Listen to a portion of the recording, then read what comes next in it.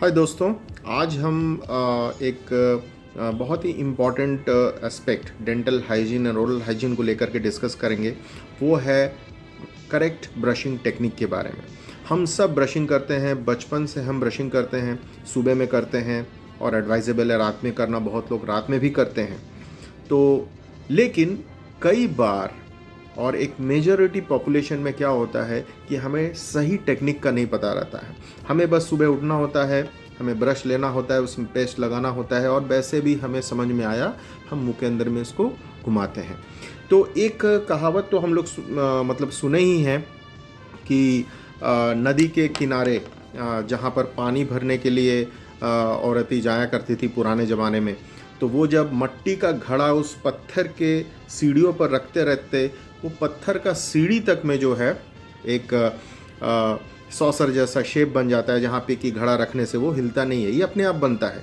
तो आप समझ सकते हैं मट्टी का घड़े से पत्थर पे एक सॉसर जैसा जो है एक शेप बन सकता है। तो आप सोचिए, ये जो ब्रिसल है, नायलॉन के ब्रिसल्स होते हैं, इसको जब आप जबरन घसते हैं मुंह पे आड़ा तिरछा बिना एक प्रॉपर टेक्निक का, तो ये आपके दांत को और मसूड़ों को खासा नुकसान पहुंचाता है। और हमारे क्लिनिक में आए दिन हम लोग ऐसे बहुत सारे केसेस देखते हैं जहाँ पे लोग आते हैं, उनका दांत जो है साइड से बिल्कुल कट गया होता है, अंदर का नस बाहर आ गया होता है, उन्हें बहुत कनकनाहट होती है, कुछ भी खाने पीने से दांत में बहुत ज़्यादा कनकनाहट होती है। बहुतों को मसूड़े से खून आना शुरू हो जाता है, मसूड़ा दांत छोड़ करके ऊपर भागना या नीचे भागना शुरू कर देता है, दांतों का साइज़ उन्हें लंबा लगने लगता है, क्यों? मसूड़ा हटने लगा है।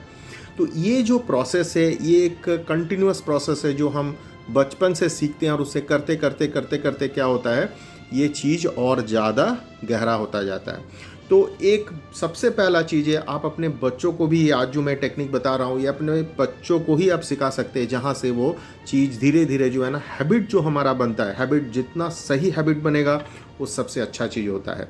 हैबिट अगर सही है तो आपके लिए फ़ायदेमंद है, हैबिट अगर गलत है तो आपके लिए वो नुकसानदेह है। तो सही हैबिट हमें बनाना होगा। तो आज हम देखेंगे कि सही ब्रशिंग टेक्निक क्या होता है।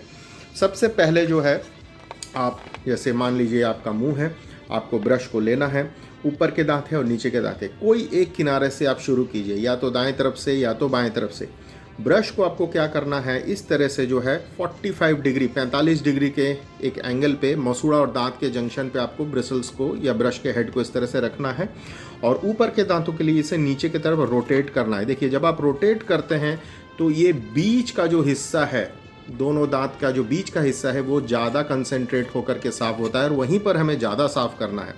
तो ये ऊपर के दांतों के लिए आप इस तरह से करेंगे, ऐसा धीरे धीरे करके रोटेट करेंगे।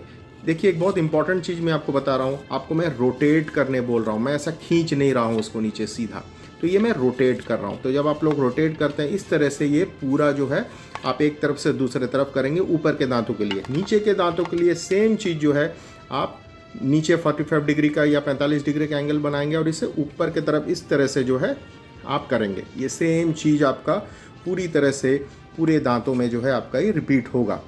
कहीं भी मैंने ये चीज़ इस्तेमाल नहीं किया। देखिए, जब हम ऐसे करते हैं ये आरी जैसा काम करता है और ये मसूड़ा और दांत के जंक्शन में आपको प्रॉब्लम शुरू होती है। मसूड़ा ऊपर भागता है, दांत में दरारें पड़ जाती हैं, नस तक एक्सपोज हो जाता है और कई बार बहुत ज़्यादा सेंसेशन आपको होने लगता है मामूली खाने पीने से। तो ये तो हो गया बाहर के दांतों को साफ़ करने का तरीका। अंदर के दांतों को सेम आप ब्रश को इस तरह से अंदर रखेंगे और इसे ऊपर की तरह इस तरह से साफ़ करेंगे। ऊपर के दांतों के लिए आपको नीचे की तरफ इस तरह से आना रहेगा।